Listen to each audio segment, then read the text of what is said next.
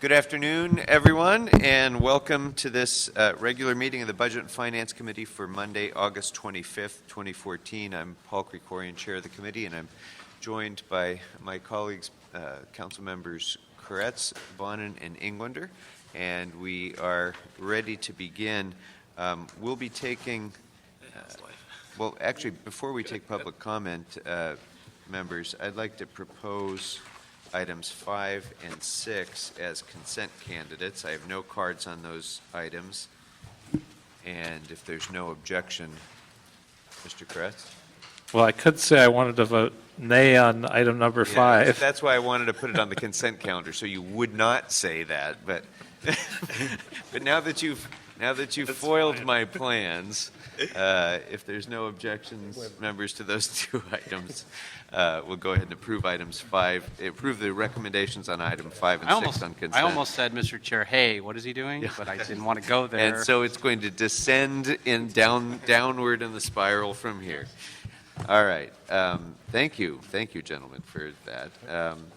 We are going to go into our closed session before we hear our regular matters. So if there's anyone offering public comment on items 1, 2, and 3, please raise your hand. I see none. Public comment on those items is closed, and we'll now retire to closed session. And why don't we move this time, since there's a lot of people here? So we'll be back in a few minutes. Or longer, whichever comes first. Yeah.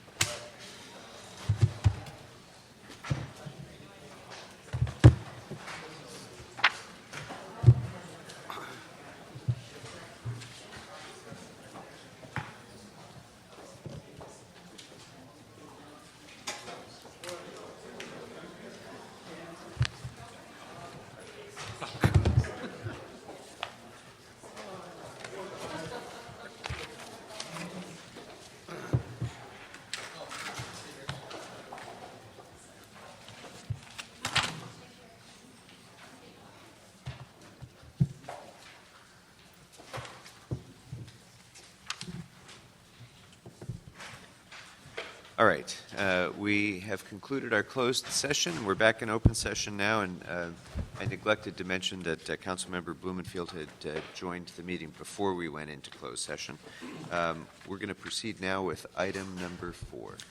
Item number 4 is a motion Bloomingfield Cedillo relative to instructing the Office of Finance and Economic and Workforce Development Department with the assistance of the CAO and CLA to report with a comprehensive analysis of the impact of the effectiveness of Ordinance number 181127, which temporarily reduced the internet-based business tax rate, including recommendations whether to continue, modify, or terminate the current reduced internet-based business tax rate as enacted in 2010. We have a number of cards on this item. Members, I think we'll go ahead and hear from the public before we hear the report. That way we can have a back and forth with staff. So if you'd like to be heard on this matter, please fill out one of these cards and bring it forward, or any of the other matters on the agenda. Our first speaker will be Mark Reed, followed by Blythe Holden, followed by Ruben Gonzalez. And you can all three come on up.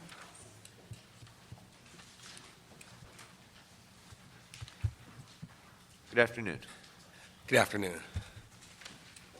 Thank you so much for your time. I'm Mark Reed. I'm the Director of State and Local Government with Intuit. And Intuit is a proud member of the Los Angeles community. And we have our offices located in Woodland Hills, and we employ over 350 individuals at that office, responsible for about $467 million in revenue. And that office is our payment and Commerce Solutions Office, where we process about $40 billion in electronic payments for small businesses primarily. On behalf of Intuit, I wanted to thank the Council for your willingness to extend the current provision for 1 year. However, we do have some concerns about that being for just 1 year, based on the fact that it doesn't allow us to do an adequate amount of planning as it relates to our business. We would like to respectfully request that you consider expanding it for 3 years. In doing so, we think companies like ours can more appropriately plan for our business decisions. So we thank you very much for your time, and we appreciate your consideration of the matter. Thank you very much. Ms. Holden, welcome. Hi, good afternoon. I'm Blythe Holden from Shopzilla. We run a comparison shopping and internet marketing services company in LA. And I'm here on behalf of myself, and I've brought some support letters from a number of the other businesses, internet businesses, that will be impacted by any decision that the committee and council make. Shopzilla is a longtime supporter of the city of LA. We love LA, and we want to stay here. I'm here today to ask you to help us stay here by maintaining the current internet-based tax rate as it is. Like my colleague said from Intuit, 1 year is simply not long enough for us to make any kind of business decision. We have leases and business decisions like those to consider. To be truthful, it would be economically too burdensome if the tax rate went from $1 to $5 for us to stay in LA. It's basically your profits, that are at risk. And I think that if the city spends the next 3 or 5 years looking at this issue, you'll find what I've found in just the last 2 weeks in looking at it, which is that from when I was here 5 years ago to today, the tech and internet company landscape in LA is totally different. There are hundreds of companies here today that weren't here 5 years ago. I brought some materials, and at the back you'll see this map. This is a map of the city of LA, and it's on the website represent.la. And if you take a look at it, it shows you the startups that are identified in LA. You can hover over and you'll see all the names in all the areas across LA. 912 companies. Now, those aren't names you necessarily know, because Intuit and Shopzilla, being longer standing citizens here, we're not on the map. But these sites, these companies didn't even exist 5 years ago today, and nor did this site. So what I think I'd like to say in conclusion is just that I ask you to consider the mobility of the tech company, the fact that it's the fastest growing business in the region, and respectfully request you extend the extension. Thank you. Very good. Thank you very much. Our next speaker will be Ruben Gonzalez, and then the next group will be Ezra Gale, Nicole Shahenian, and David Toomey. Mr. Gonzalez, welcome. Thank you, Mr. Chair, members of the committee. My name is Ruben Gonzalez. I'm here representing the LA Area Chamber of Commerce. I'd like to begin by thanking Councilman Blumenfield for his leadership on this issue and bringing it to the fore. We would have run out the clock this year on this issue if he hadn't put it right out front. I don't want to echo too much what the other speakers have said. I agree with them completely. This is a critical variable in the mix that somehow has brought us a very successful, quick growth in this industry. We are rivaling other geographic areas as the best place to innovate and incubate these companies. And this reduced tax is a part of the many reasons why that happens. And if we can continue that, that's also why these companies will choose to stay. It's always a concern that businesses, especially that are this mobile, because in the end, it's an X number of people in an office space. They can just as easily move to El Segundo, Culver City, Glendale, and any number of the cities on our borders that don't have a gross receipts tax or have a lower rate than this would charge if this wasn't continued. So I think the evidence is there that this has been successful. We should continue it. The question is how long. And I will echo the other speakers in saying that any business, any of you who have been involved in businesses know that the minimum business plan timeline is 3 years. So in fact, at a minimum, we should really have this in 3 years. And I would see this as an opportunity for the city to actually do a deep dive to look how programs like this help industries. So if you have a wider timeline, you can actually track those important indicators. So with that, and as my time runs out, thank you very much for listening. Thank you again for your leadership. And please consider a wider timeline of at least 3 years to extend this and look at its positive impact. Thank you. Mr. Chair, can I ask one brief question of the speakers since they're up here? Not an issue, I admit, that I've really done a deep dive into. So my question is, the tax rate as it is not an impediment because it's low enough. I'm sure there are some cities that don't have a tax at all, but that I'd ask both of you that isn't a consideration for you, I assume, that this is low enough that you're fine if this continues. That's right. We planned for this. We've budgeted for this. We've been in LA for 10 years. We've been paying in this category and rate, and that's the case. That's true. And not a problem. We're very supportive of the current rate, and we're happy that you didn't let it lapse. And if the rate were to maintain the same way that it is, and as Ruben has said, to continue it, we'd be very pleased with that. Thank you. Thank you. Our next speakers are Ezra Gale, Nicole Shahinian, and David Toomey. Okay. Then you have an extra one. Good afternoon. Okay. Good afternoon, Nicole Shahanian with the Hollywood Chamber of Commerce. I want to join with my colleagues that just spoke in support of this really much needed extension. Hollywood, as you guys know, has already been the victim of having an internet-based company of over 300 employees move out of Hollywood for precisely this reason. We couldn't get them reclassified under the new rules in time. And this was LegalZoom, and that was a huge detraction from the Hollywood economy. So we absolutely know what it was like before, and we can't afford to go back to that. I would be a little bit hesitant to echo the previous concerns that even at this tax rate, it is fine. I think we need to view this in the overall context of needing to really reform the overall LA business tax, and I'd hope you will consider that going forward for next year's budget and not let those conversations go away. But absolutely, we are in support of this. These are exactly the businesses that Hollywood is trying to attract as we go forward. It's what we're dependent on. We really need to have internet-based companies stay and continue to come to LA. Thank you. Before you go, Yes. what were some of the economic impacts in the community when LegalZoom left? Well, absolutely a loss of 300 jobs. And not only that, but they moved to Burbank. Where'd they go? They moved to a neighboring city, and they're So did expanding in so- Texas an additional 600 jobs. I mean, these are the most mobile of our employers that are coming in. I want to drill down a little bit on this because we say these things very Sure. facilely, and I want to make clear. Moving from Los Angeles to Burbank does not cost one single job. Those people are still living in the Los Angeles area.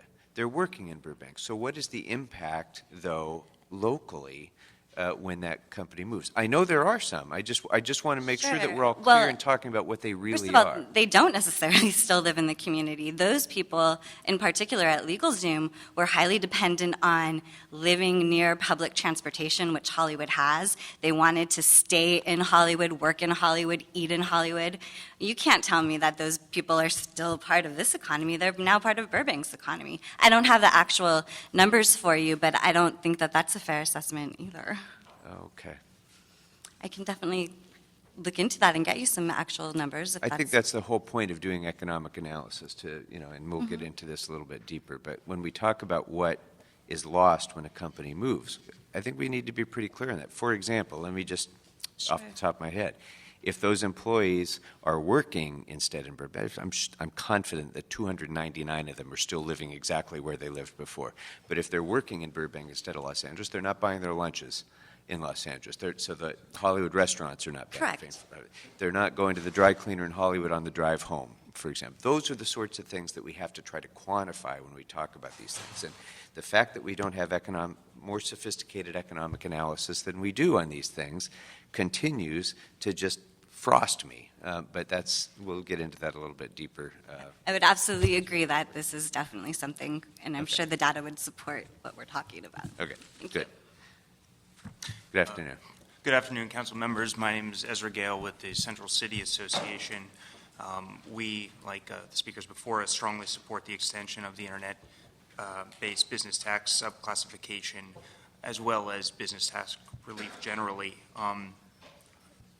Following up on some of the issues that were raised before, not only are these some of the highest paying jobs, some of the jobs in the burgeoning sectors that will lead LA into the future, but these are also very mobile jobs. Again, as you mentioned before, it's easy for an internet-based company to move to a city with a lower business tax rate. The benefits of people working in that area go to those communities, and those businesses don't lose their Los Angeles client base. They're able to do the same amount of revenue and to do that revenue in other cities. Specifically, I'd like to speak about a Los Angeles County Economic Development Corporation report that speaks about 2/3 of engineering graduates in the Los Angeles area leaving the region due to lack of jobs. There are obviously many factors that go into this. However, internet-based businesses do create these types of jobs. And if we're able to foster an environment where those businesses can grow in Los Angeles, we'll be able to retain some of the more highly skilled and entrepreneurial members of the millennial generation who contribute to our tax base. Again, we support the extension. We support it for a number of years so that businesses can properly budget out for the purpose of signing leases and similar items, and believe that this should be looked at in the overall business tax reform climate to make Los Angeles more inviting to jobs and businesses. Thank you. Okay, thank you. Any other speakers on this matter? Okay. All right, then let's go ahead and have the report and then see if there's any further discussion necessary on this. Good afternoon. Good afternoon. My name is Jacob Wexler. I'm with the Office of the City Administrative Officer.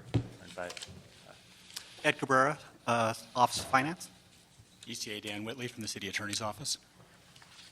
So before you is the motion, and a couple reports are on the file as well, one from our office in which we essentially recommend that the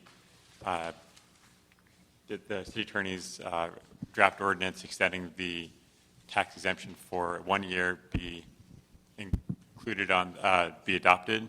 During that time, we would be able to identify funding, or we recommend that you instruct us to try to identify funding to do the kind of in-depth study that you're talking about.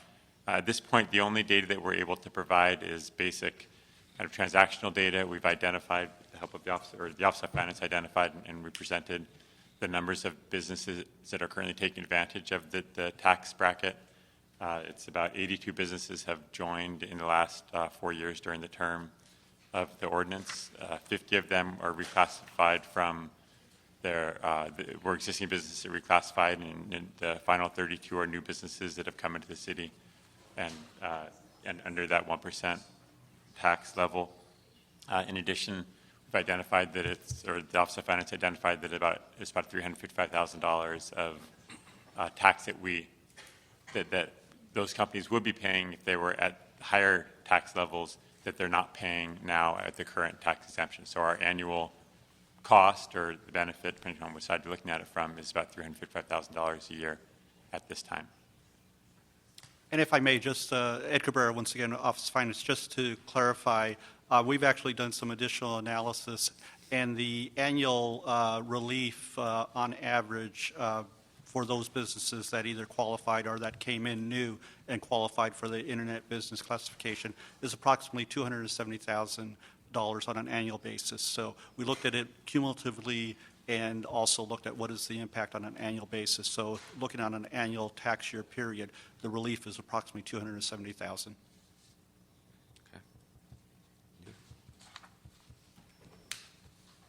All right. Members, Mr. Kretz. Yeah, I have a lot of questions, partly out of possible ignorance. How do we tax the internet? How do we do that exactly? On what do we tax the businesses that are in this category? This is Dan Whitley. We tax them the same as other businesses as far as their tax base. They're based on their reported gross receipts. As far as how much of their gross receipts we can tax, because they're located in LA, but a lot of their business may be outside of Los Angeles, we generally only tax a portion of their gross receipts. But that depends on a variety of factors that the Office of Finance looks at with every taxpayer that faces that situation. So if they do 20% of their business in LA and 80% is outside of LA, do we only tax them on their 20%? As an attorney, I would always say it depends, but of course, we tax them on their LA income, which would be 20% of their income. The other income would go outside of the city. Yeah, I'm seeing people shaking their heads, so I'm not entirely clear on whether that's a unanimous opinion or not. But the total that we get again for all these businesses, both new and existing, that have come in during these 5 years. So right now, what's the total tax at the rate that we're charging? Since the inception of the Internet Business Classification Ordinance, the businesses that qualified paid business tax of approximately $406,000 Per had year? They been per year? Per year. No, Total... that's cumulative. Had they been in another classification, and generally it would be a higher classification, the professions and occupations tax rate, which currently is $507 per $1,000 of gross receipts, they would have paid roughly around $1.7, $1.8 million. So the cumulative relief has been approximately $1.3 million, but if you look at that on an annual basis, it's roughly around $270,000. So that's the relief. So what are they going to pay in the current year if we extend this 1 year? Well, approximately $400,000. So we're not talking about massive dollars, obviously. No, correct. And again, some of the number is fluid because some businesses are no longer in operation, other businesses come in, and some of these businesses that are coming in during their first 3 years of operation conceivably could qualify for the 3-year tax holiday that's currently in existence. So the numbers change depending upon, again, the composition of the businesses that do qualify at any given time. Now, obviously, we have had this at a low number to try and attract and retain these businesses. Is there an offsetting set of revenue? I know we've looked at this issue with car dealerships, and we looked at the high sales tax and realized that by charging them the business license tax we were charging them, we were actually clearly losing money in the long term. What do we see in our analysis here? Are there direct costs that we lose by scaring some of them off and charging a higher tax, like sales tax and ancillary dollars that we sort of talked about in passing with employees spending their money locally, et cetera? Have we analyzed that and looked at whether we actually think this it would cost us money to change this our current tax rate? I'll defer to CAO on that. I think that's a type of analysis that we really don't have the data to be able to provide. I mean, the in-depth decision-making process that individual companies make as to why they come and stay in a location.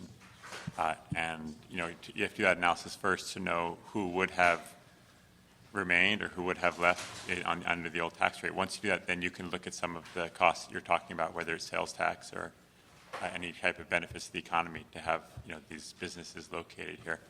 So what we recommended is if that's information that the council is interested in having, that we find funding to pay for an outside study to answer those types of questions. It'd be nicer to be able to quantify it. That would be true, but I certainly have my own intuitive sense that we're doing very well because we're at a reasonable rate and people want to be in LA. And sometimes with some of our business taxation, I think we scare people off that would rather be in LA. I'd certainly like to see us avoid doing that with this particular group of businesses. Thank you. Mr. Bonner. Thank you, Mr. Chair. And thank you to Intuit and to Shopzilla for testifying, and to the companies in addition to them like eHarmony, Rubicon, Core Digital, My Life, the Search Agency, Move Sales, Snapchat, Grindr, and the others that have provided letters of testimony, and not just for providing the testimony, but for being in Los Angeles. Thank you for being part of the economic engine that's growing in the city. And thanks to Mr. Blumenfield for getting this discussion going with his motion on this. There is a need for some hard analysis, I concede, because this is sort of intuitive and speculative. My intuition, my speculation based on the anecdote I see is that the anecdotes I see every single day in my district with Silicon Beach is that this is a very important engine for the Los Angeles economy, and that one that we need to continue to incentivize. Shopzilla is a great example. We almost lost them a few years ago to Santa Monica because of the difference in our rates and because of the efforts of a number of different people, the previous mayor, my predecessor, and others. We were able to keep them here in Los Angeles. They're an anchor tenant on the border of Santa Monica and West LA. In that same building is a gym and is restaurants. And if they and their 300 or so employees go, that gym probably doesn't survive and those restaurants don't survive. There are places in my district where businesses are being lured in. I mean, the mayor and I work on persuading CEOs or members of startups to come into the district where they're actually shaping a community. It's not just are they going to be in Culver City or LA. It's they're part of Playa Vista, which is a growing and defining community, and when they locate there, it helps make true the promise of live-work communities. They're coming and opening on Olympic and around Pico on the Expo corridor, where their placement there is going to help make the TOD that we keep talking about a reality. And if they're there, then it's more likely that the mom and pop sushi place or sandwich joint is going to survive. I've often talked about how we want to increase wages in Los Angeles because that's disposable income that goes into retail, into sales tax that funds street resurfacing. And this is as much a driver of that by having these good-paying jobs, people working in LA. So I'm strongly in favor of extending this. What I have seen repeatedly, what I've heard repeatedly from the businesses in my district is that they need certainty. And a lot of them are signing lease agreements for multiple years, You know, there's a company signing a 15-year lease agreement to move from Santa Monica into LA.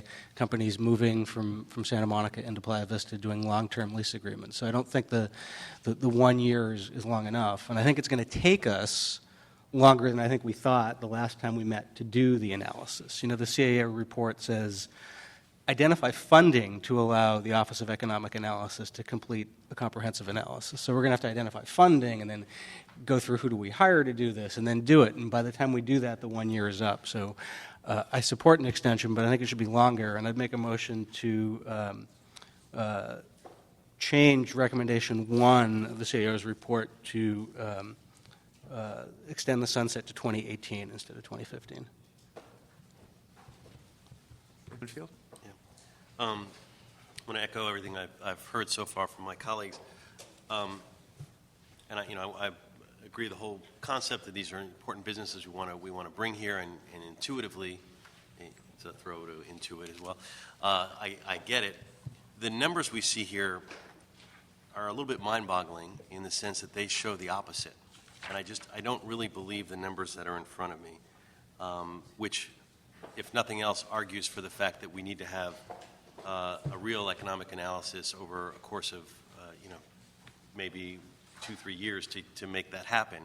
So I don't disagree with what my colleagues are saying, but it just helped me understand the numbers here. If I just look at the numbers, it looks like the number of businesses since we lowered the rate has gone down, not up. It looks like the overall liability is $354,000 for 82 companies, which is on average $4,300 a company, which doesn't make any sense.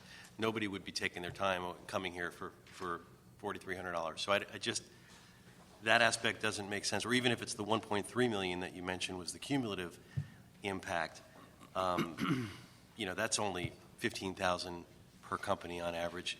It just doesn't make sense. I believe the opportunity cost is higher and the opportunity benefit is higher. And there are a number of, and that doesn't even include the indirect impacts that my colleague was talking about. So I'm happy to get some more insight into these numbers, but I guess what these numbers are telling me more than anything is that we don't have any real numbers. But maybe you could help me understand these numbers a little bit better. Sure, definitely. No, certainly the Office of Finance would agree that additional time is needed to do a much more thorough analysis.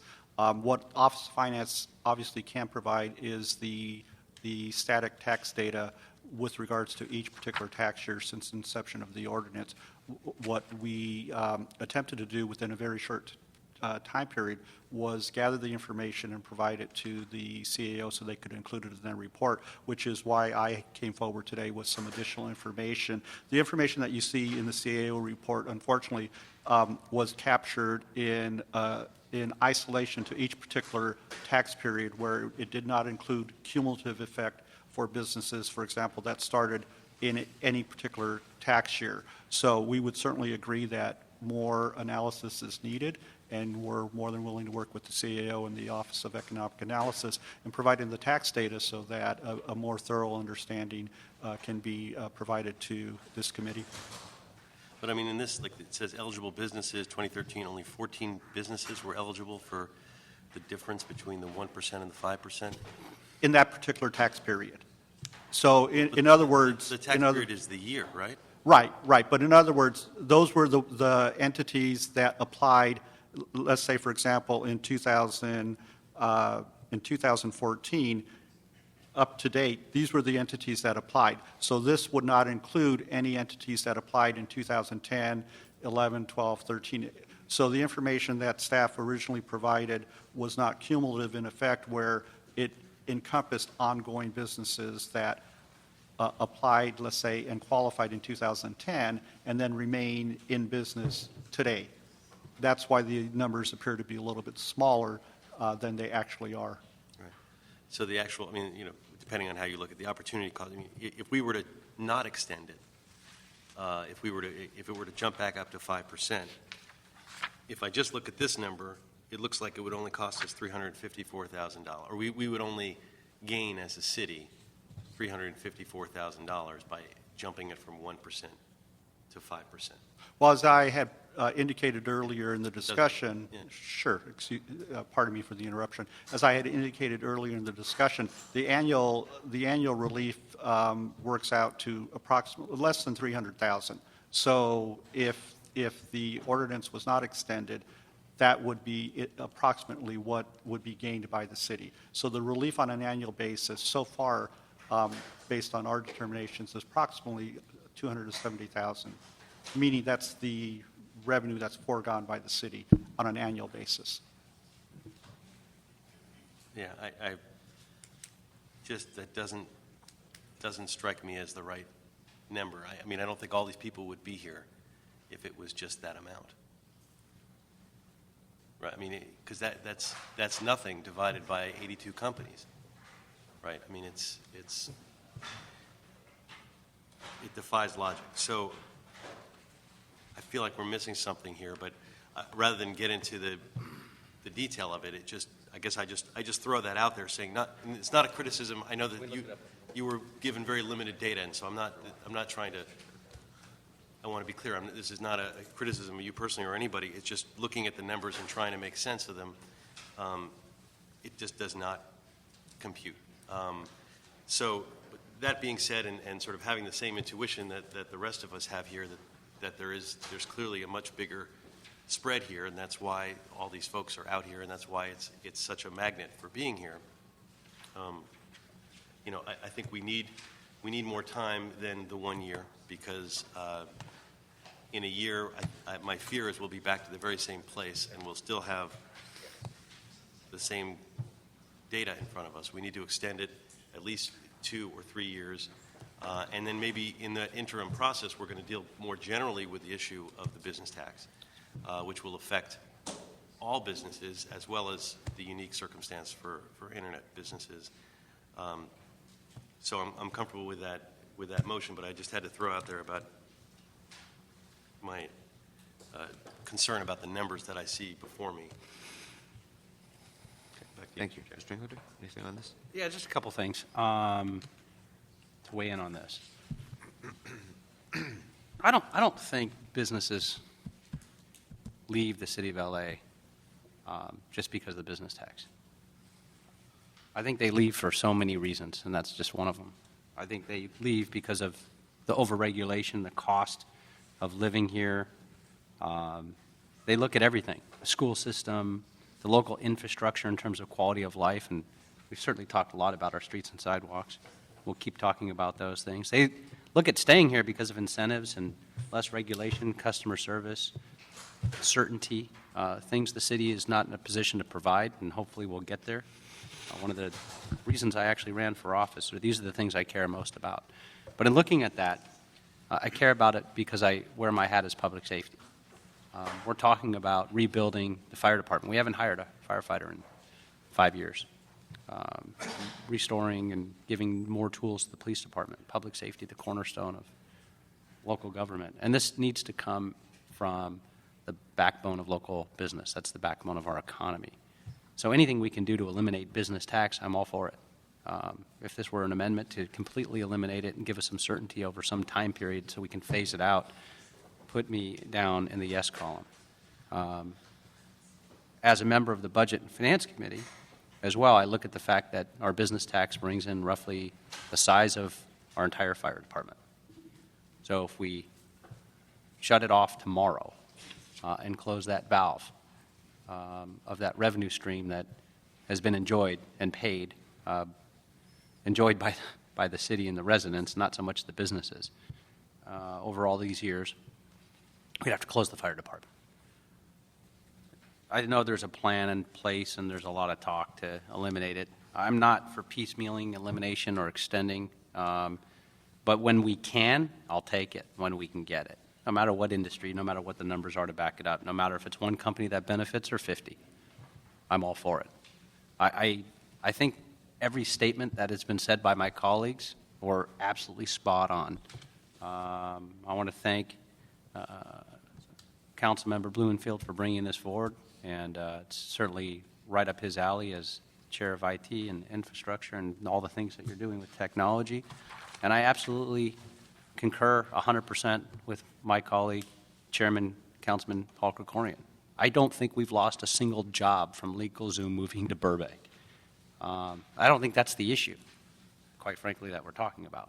I think the issue is how do we become more business friendly? How do we start eliminating business taxes where it makes sense, where we can? A fine example of that is what we did with new car dealers. We had 150 of them 18 years ago in the city of LA. Now we have 60. We had 54 last year. We have 6 new ones today because we eliminated the business tax on new cars. Now the thing is, they're generating $30 million in sales tax. So we start looking at the income we're getting, and you can actually see the numbers. If we had all the car dealers that were here almost 20 years ago, that would have been $90 million in sales tax. And so where it makes sense to start doing it quickly, it's not just about jobs, it's about bringing businesses here and keeping them here. We've lost industries. We've lost finance, manufacturing, exporting, filming, light industrial, so many different industries that we've lost here in LA because of all these things, not just because of one thing. And so I'm all for it. I think everybody is spot on. Everybody in all the arguments about trying to retain some revenue because we don't have any other form of new revenue coming in is a scary thought as well. But there's things we need to do. Last week in my district, I lost 360 jobs. They didn't go to Burbank, Pasadena, Glendale, Calabasas. It was Nestle. They picked up and left and went out of town. And I will tell you, I do know why, because I was working with them for a number of years. We lost the enterprise zone here in California, and they hinged their investment on the enterprise zone. The very one that was all over the LA Times yesterday talking about the flaws in the enterprise zone. Significant flaws that did need to be changed, not necessarily eliminated. They also lost it because of the question that we have incentives here in LA that were tied to the enterprise zone that we've got to discuss. Those are now gone. The state took it away, but DWP offered a huge discount off their rates if you were in an enterprise zone and you adhered to all the different categories. They offered incentive for here in planning department where you didn't have to pay the expedited fee, but you actually got your permitted expedited if you were in an enterprise zone. They offered an incentive if you were in the enterprise zone that you got an increase in the ability for parking. You didn't have to meet the same city regulations. A lot of things that were tied to the enterprise zone that we also lost when the state took it away. We haven't yet talked about bringing back. So there's a lot of things we need to do. I think a lot of the speakers, every speaker and every one of my colleagues was spot on. There's huge concern over losing the revenue, but we've got to do something to bring businesses back here to LA and keep the businesses here we have and help them expand. So I'm all for it. Thank you, and thank you for kind of summarizing some of the complexities of the issue, Mr. Englander, and that's precisely why I think we need to be so dependent upon an accurate economic analysis before we make significant policy decisions about our tax structure. No one in this room can tell me whether if we eliminated $430 million out of our budget tomorrow, whether that would help business or hurt business. We all think we can. We're all going to say bumper sticker responses to that, but the truth is we don't know. Because if we did have to shut down our fire department, if we did let our infrastructure continue to descend to where repair would be impossible, if we did have to shut down neighborhood prosecutors, if we did do all those things, there would be an adverse impact on business. And you have to, have a more, I think, we have to have a more sophisticated analysis of this than simply get rid of taxes, promote business. That's the kind of trickle-down thinking that has pretty soundly been rejected. I think since the Reagan administration. And if you want to say, if you want to really hone in on the real reasons businesses are leaving, you hit it exactly on the head with that litany of things that you just read, and we have to address every single one of those things. Some of them are in our power, some of them are in the state and federal government's power, but we have to do what we can do. In this case, and I think Mr. Bonin articulated this case very well, as did all of my colleagues, this is an industry that has specific benefits that's specifically affected by this tax rate. And it's also one that makes long-term plans and has long-term impacts. And right now, we have a tax rate that's been in place for some time that this industry has depended upon.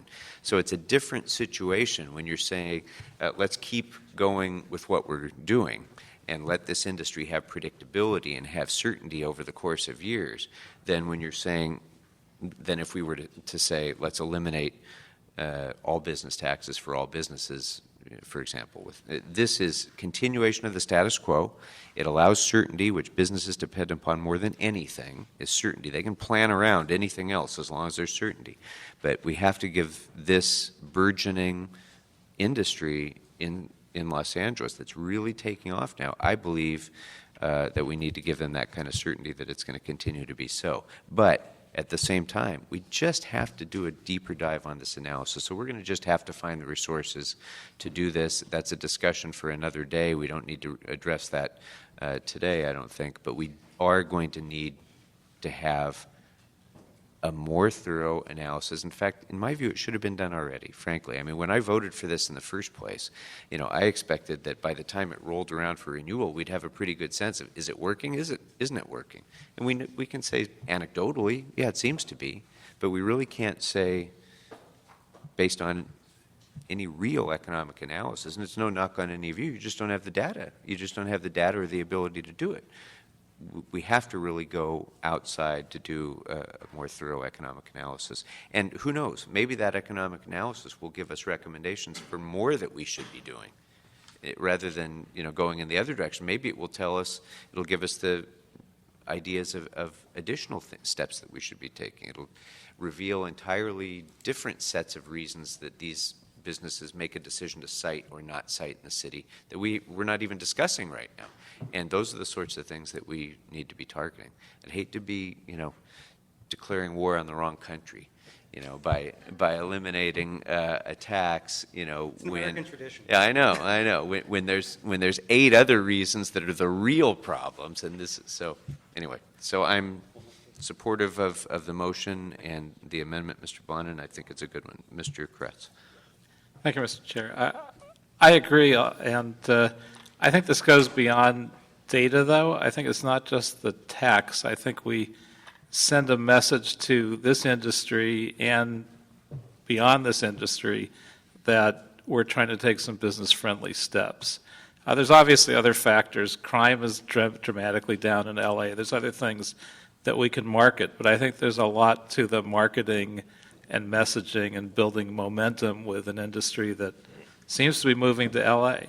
And it seems like it's a low dollar, tiny dollar risk with a high potential reward. Well, so I'm good with the 3 years. I'd even be open to more like 5 years, even without the data.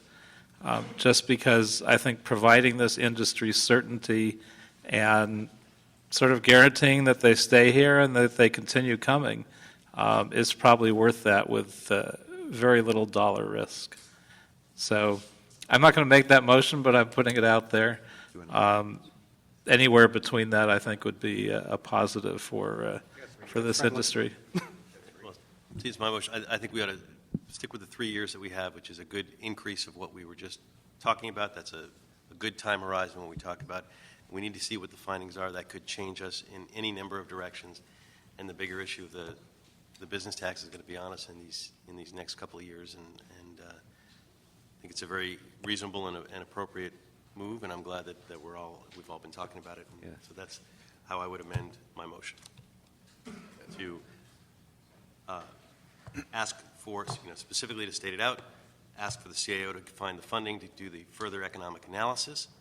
Step 1, and to extend the sunset by the additional 3 years while that process is going on, but not for the CAO to wait until the 3rd year, but Exactly. to do it right away because we want to get that analysis as soon as possible.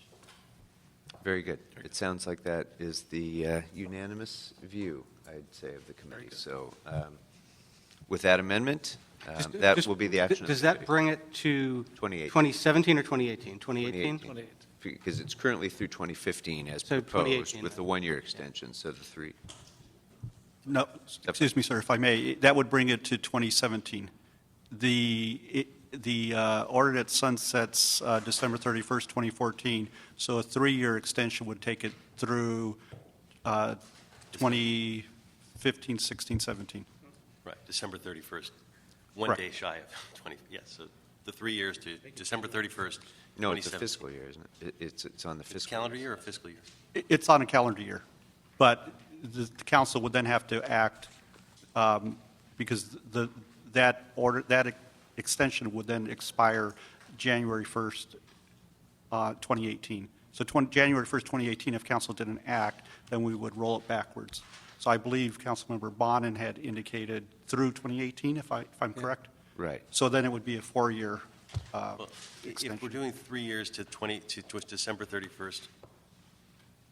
2017. What, instead of saying numbers of years, let's say the expiration date.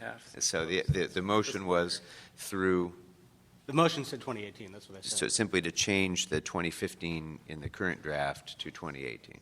Perfect. Okay? Yep.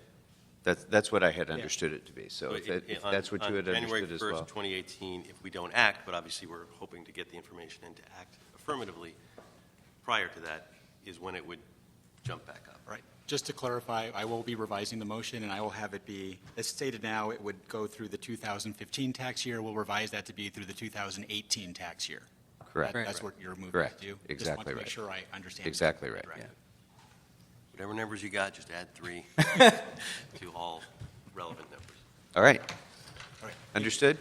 That will be the action of the committee. Thank you all very much for your participation in this discussion coming down. All right, we're going to go next out of order, members, to item number 9.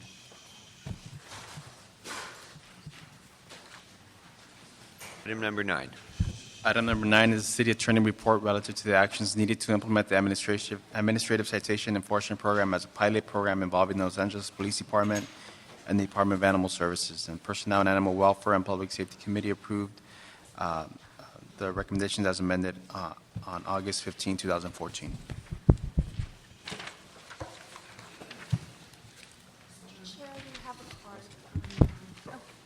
I have. All right, just remind me. So let's go ahead and get the report first, and then I have one card. Anybody else who'd like to speak on this matter, please fill out a card and bring it forward. Good afternoon. Thank you for your patience.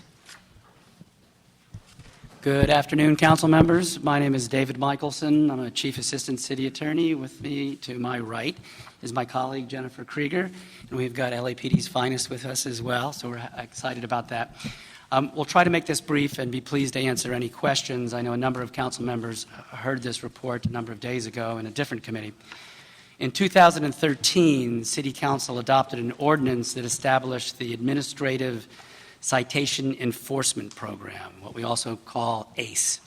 And City Council at that same time decided to pilot the program through the Los Angeles Police Department and through the Department of Animal Services.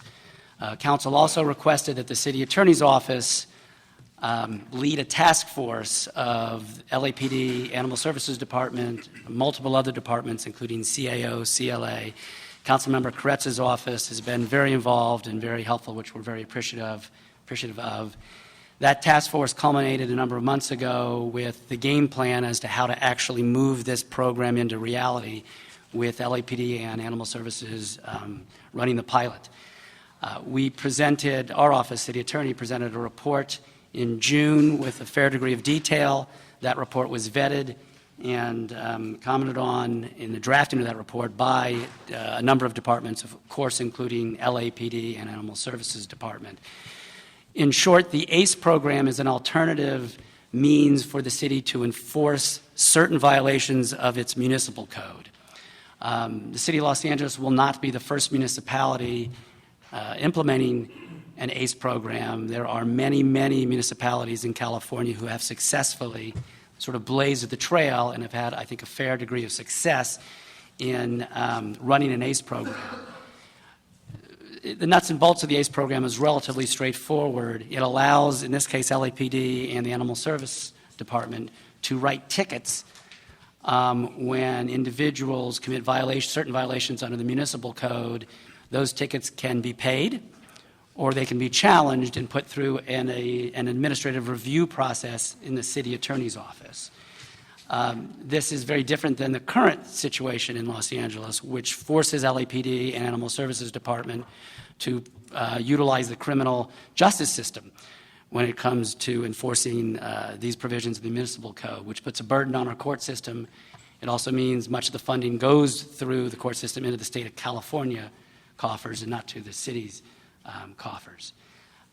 One other aspect I'll mention briefly before I turn it over to my colleague and before we address questions and listen to the LAPD as well, and Animal Services, we are recommending, as you see detailed in the report, that the city partner with a vendor who is doing this type of work in terms of processing the citations for other municipalities around California. We've spent a fair degree of time researching the various means to process the citations, because there will be thousands of citations going through the system annually. And working with a vendor who's paid a flat fee per citation will allow the system to be up and running certainly more quickly with a vendor who has done this work time and time again with other municipalities, and actually allow this program to be implemented more cheaply, more inexpensively to get it up and running. So that is also the recommendation.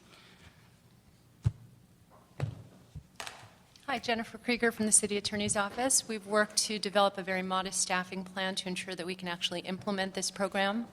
Our hope and expectation is that the revenue from the program itself will actually cover the costs of the staffing, in addition to offsetting any costs, the vendor's flat fee. Ultimately, our hope is that the program will actually net revenue for the city itself, which will be very significant over time.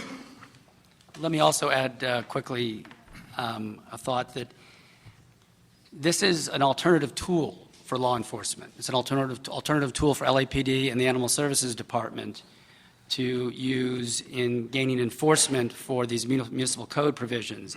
Still available to the LAPD and Animal Services Department, still available to our criminal branch in the City Attorney's Office, is misdemeanor. That is not being taken off the table. That will still be available as a primary tool as well. So this is just adding an important new tool to the sort of tool chest for these two law enforcement agencies. Very good. Commander, Captain, anything to add? No, sir. We have very little cost as far as we're concerned. It's just a matter of about $25,000 to get the citations going, and then we'll be reimbursed from that after that. That's about it. And we're supportive of the City Attorney's program. Terrific. Thank you very much. Mr. Kretz, it's been something you've spent a lot of time on. Yeah, I think we spent about 5 years setting this up. At the end of the day, I think this is before this committee because there's an unfunded expense initially, but we expect even in its first year for this to more than cover the actual costs and hopefully put some money into a code compliance fund that will allow for more enforcement. So one of the greatest complaints we get, certainly in my office, I imagine it's true for some or if not all of the council offices, is that we have a lot of quality of life issues that don't get enforced. As was said, we still have the tools that we currently have, which are really misdemeanor prosecutions and doing nothing, giving a warning. But this also provides an in-between that I think will be very effective. We identified in committee a couple things that were listed that I think committee members thought didn't belong there because, for instance, the tobacco permit that we thought you should just throw the book at somebody. You shouldn't give them a $250 warning. If they're selling tobacco without a license, that's no accident and they should get prosecuted. And we added one that we missed, which was adding leaf blower offenses. But overall, I think it's a very good list for Animal Services and LAPD. It'll be a great tool. And I think not ever really calculated into the financial picture of this is the huge amount of court time that this will save. Not only will it save the court system, it will save us the staff time of having LAPD waste their time in court, animal services folks spending their time in court, our city attorney spending their time in court. If you look at all the costs that we're not even including in this, I think this will be a huge savings and a huge increase in efficiency. So I'm excited that we're almost about to move this forward, and I hope that we do. Thank you. Mr. Bloomfield. Yeah, have the court cases, the savings in terms of the courts been quantified? We have not done that calculation, Councilman. Because I would imagine actually quantifying we're saving a lot of money, but state or the county, I guess, is also saving a tremendous amount of money in the courts. So that may be a source of revenue for us in the sense that if we quantify that well, we put it on our state legislative program to say, you want us and other cities and counties to do this and save you money, create an incentive program. There might be a way here to get even more money into this system. So I would love to see us spend some time and effort quantifying the savings, not just to us in terms of LAPD costs, and although I'd like to see those as well, but in terms of the court savings, because I'd like us to turn around and show those savings and try to share, create an incentive for ourselves to do even more. So I don't know if there's a way to add that onto the motion here, but if there is, I'd like to add it on. If not, I just want to put it out there to get that done. And then just a question on the list of offenses. Aside from the pause recommendation, how else has those offenses been changed? Who else has the authority to change them, and have they been changed in terms of which offenses are on the list? It also went through public safety. So is it just through our committee process that the offenses get added and changed? There's no other administrative way? These offenses are already on the books, in essence. So we're not adding by ordinance or really any other means new offenses. So the list that you see in the attachment A1 for LAPD, for instance, are the existing LA municipal code sections that instead of just being available for misdemeanor, would also be now available for a citation. And the ordinance that was adopted last year in June of 2013 already laid that pathway. So this is really coming forward and providing information to the council and a comfort level to council that this is the list that LAPD will be rolling forward with, both in training and then actually implementing in the field. And just trying to understand the process. So it sounds pretty straightforward. It's through the ordinance process. That's how the list gets done. Right, and one of the ordinances that we're recommending as part of this package to go to council and be adopted will make some changes for Animal Services Department. 5300 of the LA Municipal Code really focuses on animal services, the types of municipal code citations relating to animals. So there's been some work to make sure that those series of code sections are compatible with ACE. So that there is some legislative modifications as to 5300, but that does not really impact LAPD. And it's really to focus on animal services to make sure they are ready to go for a citation purposes. Great. Thank you. And certainly, as we learn from the pilot program, we'll have every opportunity to modify it as we see fit, including some of the recommendations that you've suggested. Mr. Kretz. Just a little further answer on that. When we first introduced this, there was a hue and cry among some folks, especially relating to housing. And so we did it as a pilot program rather than dealing with all our citywide codes, because these were things that, without controversy, everyone could agree that we want to see more aggressively enforced. Now, if this program works out as well as we expect, we'd look at building and safety and planning issues, for instance. There'll be a lot more controversy there. So I think we would approach this gradually and judiciously. I think there will be some questions about whether we want everybody that has a 6-foot-high fence in the city of Los Angeles to start getting $250 and $500 tickets. I think we'll probably have to look at a few of the laws on the books more carefully, because There's obviously the intended consequence that there'll be much greater enforcement of any of the codes that are included in this. And so these are the codes that I think have been vetted up and down in these two departments, and we all feel comfortable that if we aggressively enforced and eliminated most of the violations, that we would be comfortable and happy with that. And that's my comfort level that new ones coming online don't just come online, they go through. No, they have to be vetted through the process. Great, thank you. I do want to speak on this, and I actually started working on this originally. I'm trying to remember the name of the motion it was. Protecting quality, and it was in 2003. It was introduced by Greg Smith to do exactly this in this program. In fact, we went to all the neighborhood councils in 2003 and talked to them about the issue. And Greg presented it to them and said, a lot of these things weren't enforced. There's a lot of issues locally by animal control.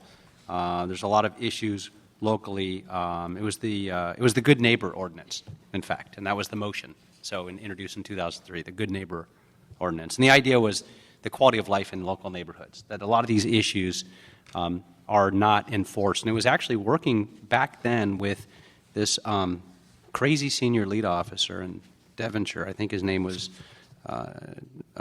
Graham something, and who's sitting at the table before us.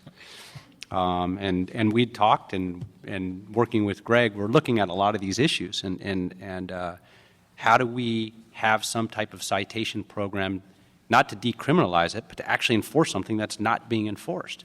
And a lot of our senior leads and those in animal control were complaining about it, that they didn't want to arrest somebody for their barking dog, that it was very difficult when you went out to a birthday party and the noise was too loud, that you didn't have another option other than the warning, if you will. And then you go back for another warning, and then you go back for another warning. And then you keep reminding yourself as a police officer, this is a 5-year-old birthday party. Although we've been out 5 times, and although the parents are, drinking alcohol, we don't want to arrest mommy and daddy at the 5-year-old birthday party. Is there something else we can do? And there's just nothing there on the books to allow us to do this. I want to thank all the departments, but particularly Paul Koretz for being tenacious about this, for following through, for going out there and vetting this, for talking to so many different constituencies, our city attorney's office and LAPD, for working out and hammering out the details on this. I had asked for this to come to, and I can talk a lot about what I think this program will do for quality of life, for going after, these are the nuisance calls that bug people the most, quite frankly, if you look at this list. These are the ones that are the hardest to deal with, that, the last thing you want to do is really make an arrest. And the responsibility of our police department is not to make an arrest. It's to prevent a crime in the first place. And so, this goes one step in closer to ensuring our quality of life in our communities and our public safety is better for it. And so I want to thank you all for working on this. I wanted this to come here because this wasn't in the original budget this year, and we didn't identify the $557,000 needed to initiate the program. And so I just wanted to hear where we're looking at getting that from. And again, whether we think it can save money in the long term, that's all well and good. In fact, if we're just out of pocket to do this, it's well worth it. That's not the question I have, because we don't print our own money, so we can come up with new programs every day that make a lot of sense and are going to do a lot of great things. But where have we identified the funds to actually cover what we have this year to start the program? Do we know? And maybe it's a question for our CAO or CL. Just to clarify, Councilman, the first-year costs are $398,000 because we're asking for 9 months funding for the staff the first year, so we can get started in October. Oh, I thought the report said. The total annual cost is $577. Oh, by the time it starts. But Yeah. okay, so that was the total cost per year, but then you're going to Right, prorate so it. because we're starting in October, we'd only need partial year costs for the current fiscal year. I see. Yeah. Okay. And so where's that money coming from? I think that probably is a better question directed to the CAO. Okay. The answer to that is there has not been an identified source of funding for this. While we understand there's a revenue component because the first year, a possible revenue component to this, we typically do not appropriate funds until that revenue is actually in. So the options for the council would be, one, to have the departments absorb the cost for the first year until we get a steady stream of revenue and budget the revenue and the costs as appropriate as part of the 15-16 budget. The other options would be, one that we hardly ever recommend would be taking it from the reserve fund. In this case, what we would recommend the reserve fund loan to be repaid back with the revenue. Another option would be an actual loan from the Consumer Protection Fund, which is a fund within the discretion of the city attorney's office as a source of revenue until, to be repaid back from the revenue derived from this program. Okay, so this is a loan directly to the department, and it's prorated. So we looked at the annual cost. You prorated it for, so if we prorated it and started at the end of the year, it'd cost nothing. Just kidding. Okay, we were debating about calendars, or never mind. Okay, out of context.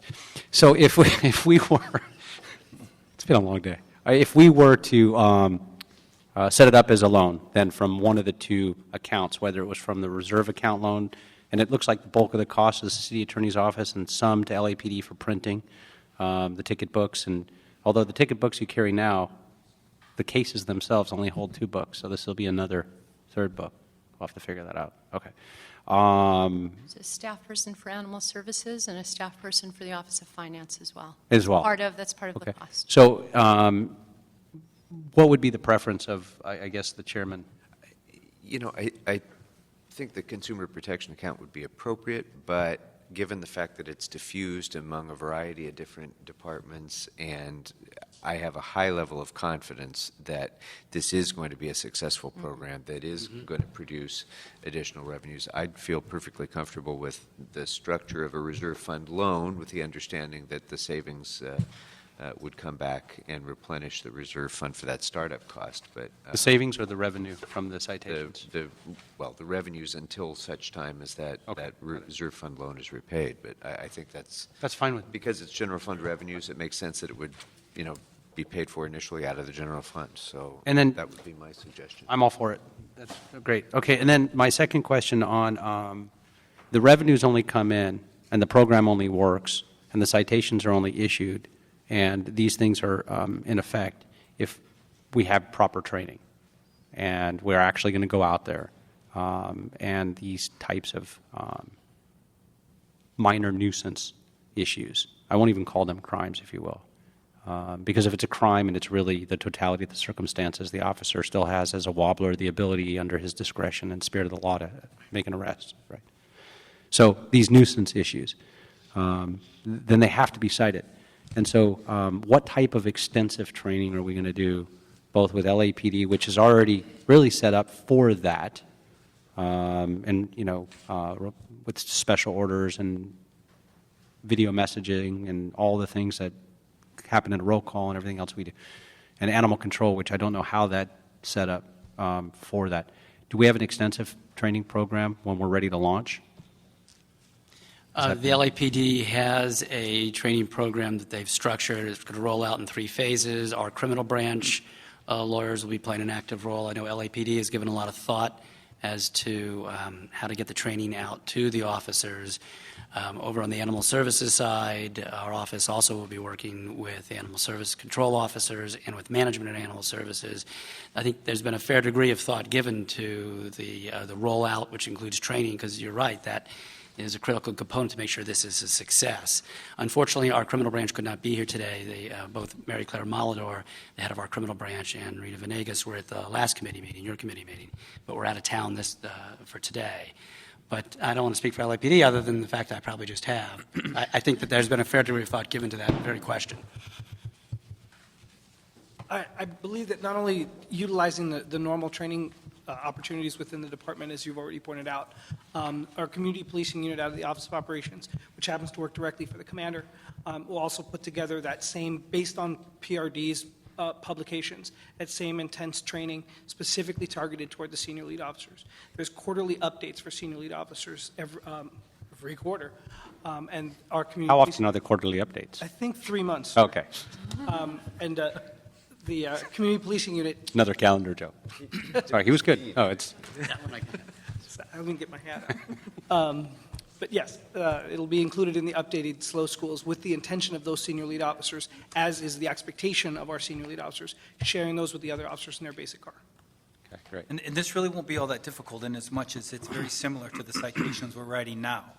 Right. So it's just a matter of getting them familiar with the document and that they can do it. And we train people through these kinds of things just constantly. So this would be a pretty easy thing for us to do. And with PowerPoints and all of that, it'll be very simple. Okay, one last thing I have. If I could, it sounds like we're amending the previous report that then came before us to identify the revenue stream and funding source in the loan program. One more friendly amendment that I'd like to add on this that I've been thinking about since the last committee, it was part of the conversation that came up during personnel and public safety, is that we're sort of creating a new wobbler, if you will, right?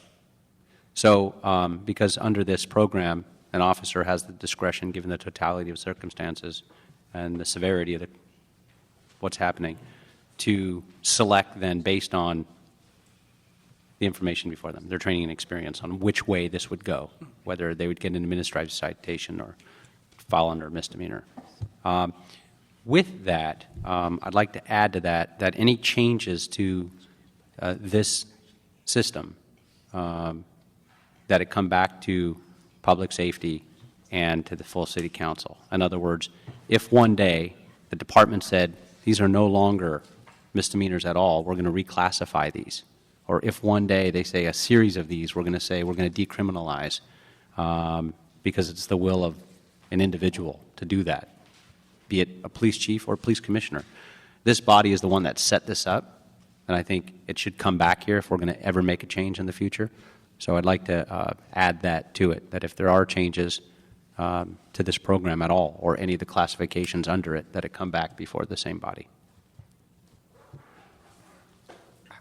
I'm happy to explain that. Yeah, because that's not within the authority of anybody other than the council to change the designation of something as a violation of the municipal code. So if you're talking about deployment of resources and prioritization, is that?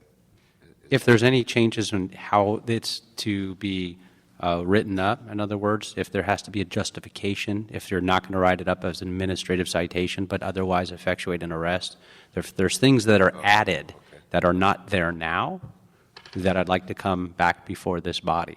In other words, if it makes it any more difficult for an officer to do their job in the field and actually have the true spirit of the law, I'd like it to come back to the city council for input. I think that seems reasonable enough. That's fine. Mr. Bonder. Just real quickly, thank you. And I'll thank Mary Claire when we're at council, because she deserves a lot of love. I just want to make sure, Mr. Chair, that the action of the committee will be to concur with the amendments that we made in the joint committee about leaf blower, changing the mailing notice from 15 to 20 days, and doing the quarterly reports. Yeah, I think that our collective intention, and by the way, we're not taking an action yet because I still have a member of the public to hear from, but it would be my suggestion that we adopt the recommendations of the joint committee, with the only change being the clarification of the source of funding and the clarification that Mr. Englander just described. Excellent. But since I don't sit on either of the policy committees, I will say that further to the point on training, I just want to share the sentiment that for the most part, most of these, our goal with most of these areas of the municipal code is problem solving. It's not revenue generation. Yes. Now, if we can solve a problem and keep more of the revenue that gets generated from that, that's a great thing, and I want to congratulate all of you for your work in getting that done. But what I want to be actually cautious about is making sure that by capturing a larger share of the revenues, we don't have the intended or unintended consequence of changing prosecutorial discretion to the point that we are now overly zealous in prosecuting things that, perhaps in an ordinary exercise of law enforcement's judgment, we wouldn't be. And so I don't want anybody in the public to think that now that we're going to receive more revenues, all of a sudden we're going to go and be draconian about enforcement of things that we wouldn't otherwise be. The point of this is to make it easier for us to enforce the actual quality of life problems that we have in our city. And I think that's, this actually gives us the tool to be more effective in doing that, because we don't have the extremes that you're talking about, Mr. Englander, of either nothing or the full freight prosecution. This gives us an opportunity to strike that middle ground, but I hope that it'll be applied that way as well, and not with an increase in zealousness where it wouldn't otherwise be dictated. Council, Mr. Chair, so if you do in fact make the adopt the recommendation on the intent of where the funding source would be, I would just like to ask for some time as far as putting together the actual recommendation, the funding distribution. Maybe come back in the first financial status report with because the departments can start to work with the current budgets, so long as we figure this out sometime before the end of the fiscal year. We can bifurcate those two things. We'll go ahead and advance the recommendations of the policy committee, the joint policy committee, and then that can move to council as far as I'm concerned. But you'll also have the instruction from this committee to go ahead and prepare the necessary documentation to do the Councilman, sorry, just to clarify, I just want to make sure that the intention is that a new appropriation of funds, though, come to the department.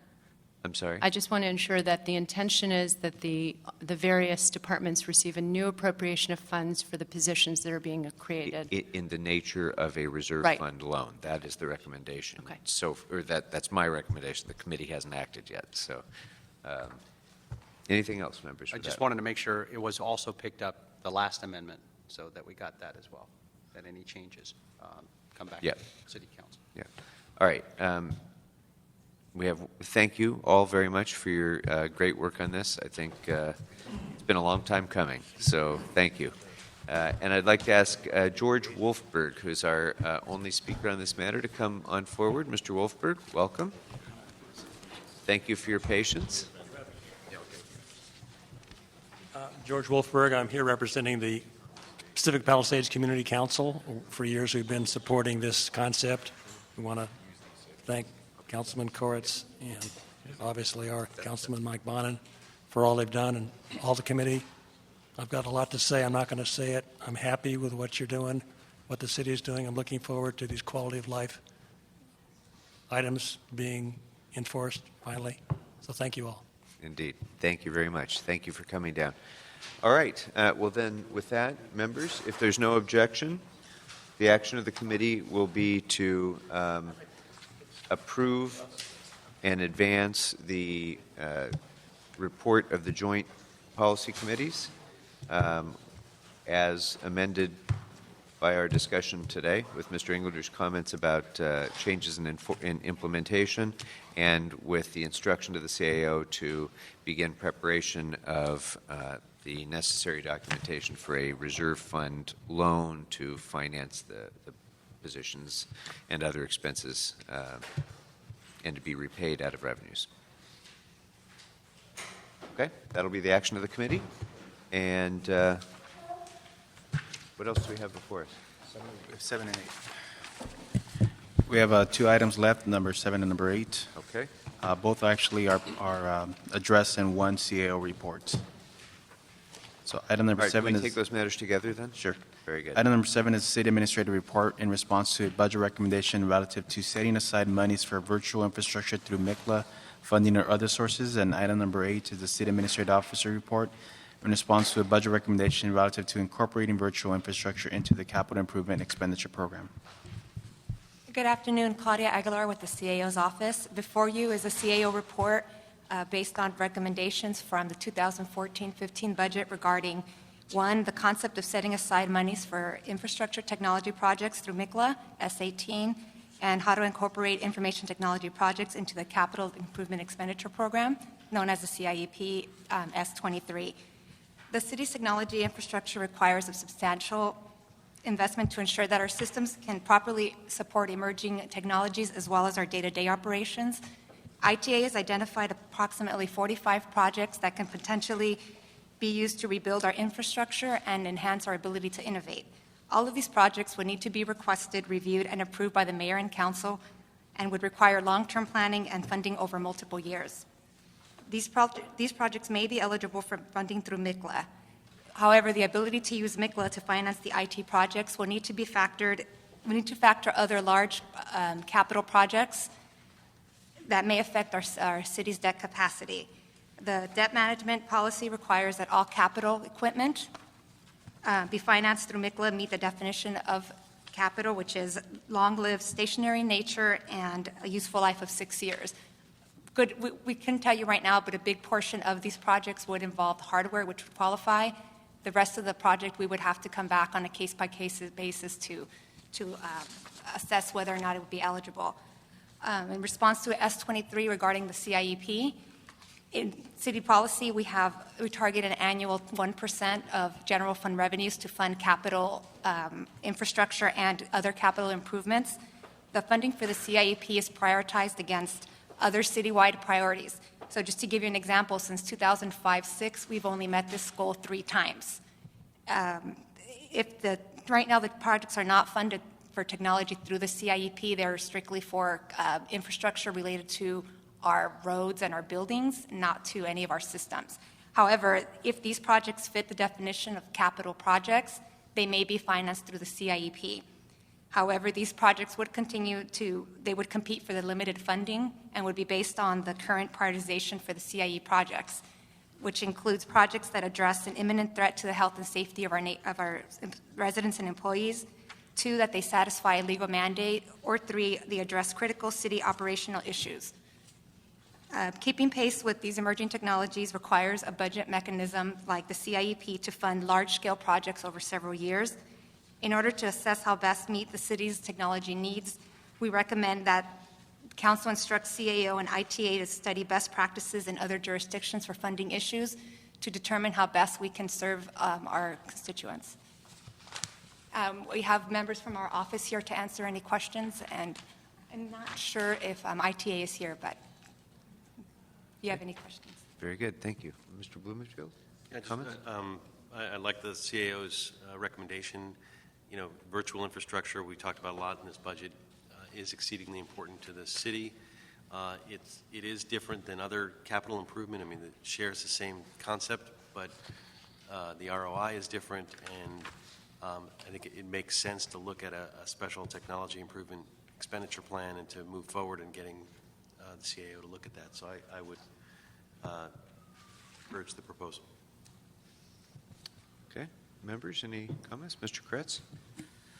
Oh, I'd just say it has seemed, for the time I've been on the council, so cost inefficient to not have an updated ITA system and have computers that might be 30 years old and can only be operated by one person that knows how to operate them, who might retire. I mean, it's definitely not the way a big city should be run. So I'm not the most technologically adept person on the council, but I know this is a great idea, and running the way we have has been as inefficient and costly as could be. So I think we need to put the money into updating ourselves, and we will definitely save money and operate as a city should.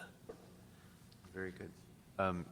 How long do you think that comparison of best practices will take? Do you have a sense of when you might like to be back here? Not sure. More than 10 days. I just don't want us to let it fall between the cracks. I know it's going to take a while, and this is understand, and it's probably something that we need to work hand in hand with Information Technology Agency. But I know there's some work already going on with respect to ITA strategic planning and such, and I think we could probably just piggyback on those efforts and maybe come back to you, maybe report something if we can around the mid-year of this year. Just as a status update as to where we think we are, and just keep you informed on the process. Well, that'd be great. I think this is an important step forward and finally starting to make some of the investments that will be absolutely long-term cost savings and Can we formalize bring that us into the 21st century. Can we formalize that in this proposal for a status update in however many days? And how many days? 3 months, 4 90 months. 90, so it's 90 days? 90 days? 90-day status update in the next budget committee? That's fine. And is the goal that we can start incorporating practices into next year's finances then? Yes. Yeah. Certainly have those best practices back in time to be able to Yeah. plan for next year's budget, yeah. Right. Just to give you an example, we currently are funding, in the UB, we have $3.1 million for the vehicle maintenance management system, and we also have $4 million for the SMS supply management system. So we're already beginning that investment, so we're hoping to build on that to get us a more robust system. Terrific. Although the problem is we're doing those things, and I'm helping push those things, but we're doing it sort of through the old lens. And so it's very difficult as they come up, and we look at it on a one-year basis of funding, and the cost-benefit analysis compared to everything else. That's why we ended up this year in lowering the vehicle, the VMS, a certain amount, which is going to cost us more in the long run. So we need to get that lens changed before this next budget cycle. So anyway, we are doing it. I agree. I wasn't disagreeing with you. I'm just thinking about it, thinking we really need to get that lens on this soon, because that will impact the way we look at the budget decisions next year. Okay, anything else? So we'll receive and file the report with the notation that we'll be hearing back in a status update in 90 days. Correct. All right, thank you very much. Is there anything else before the committee? That concludes General public comment? Seeing none, we are adjourned.